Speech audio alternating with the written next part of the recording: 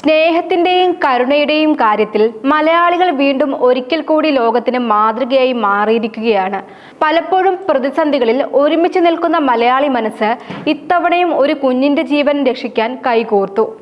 അപൂർവ രോഗം ബാധിച്ച് ജീവിതത്തോട് പോരാടുന്ന 6 മാസം മാത്രം പ്രായമുള്ള കുഞ്ഞ് മിയ മറിയം ജിനുവിന്റെ ചികിത്സയ്ക്കായി 16.5 കോടി രൂപയുടെ മരുന്നാണ് ആവശ്യമായിരുന്നത്. ഇത്രയും വലിയ തുക എങ്ങനെ കണ്ടെത്തുമെന്ന ആശങ്കയിലായിരുന്നു മിയയുടെ കുടുംബം. എന്നാൽ അവരുടെ വേദന സ്വന്തം വേദനയായി കണ്ട ആയിരക്കണക്കിന് ആളുകൾ മുന്നോട്ട് വന്നതോടെ വെറും 3 ദിവസങ്ങൾക്കുള്ളിൽ തന്നെ ചികിത്സയ്ക്കാവശ്യമായ മുഴുവൻ തുകയും സമാഹരിക്കപ്പെട്ടു. മൂവാറ്റുപുഴ ഏനനെല്ലൂർ സ്വദേശികളായ ജിനുവിന്റെയും നിമ്മിയുടെയും മകളാണ് മിയ.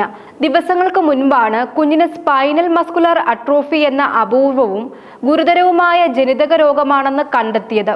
കുഞ്ഞിന്റെ ജീവൻ രക്ഷിക്കാൻ 16 കോടിയിലധികം രൂപ വില വരുന്ന ജീൻ തെറാപ്പി മരുന്ന് വിദേശത്ത് നിന്ന് എത്തിക്കണമെന്നായിരുന്നു ഡോക്ടർമാരുടെ നിർദ്ദേശം. ഈ വാർത്ത കുടുംബത്തെ വലിയ ആശങ്കയിലാഴ്ത്തിയെങ്കിലും മലയാളികളുടെ കരുതലും സ്നേഹവും അവരുടെ പ്രതീക്ഷ തിരികെ കൊണ്ടുവന്നു. സമൂഹ മാധ്യമങ്ങളിലൂടെ സാധാരണക്കാരായ മനുഷ്യർ വരെ കൈത്താങ്ങായി എത്തിയപ്പോൾ ആവശ്യമായ തുക വളരെ വേഗത്തിൽ തന്നെ ലഭ്യമായി. തുടർന്ന് അക്കൗണ്ടുകൾ താൽക്കാലികമായി മരവിപ്പിക്കുകയും ചെയ്തു. കോഴിക്കോട് ആസ്റ്റർ മിംസ് ആശുപത്രിയിലെ വിദഗ്ധ ഡോക്ടർമാരുടെ മേൽനോട്ടത്തിലാണ് മിയയുടെ ചികിത്സ ഇപ്പോൾ നടക്കുന്നത്.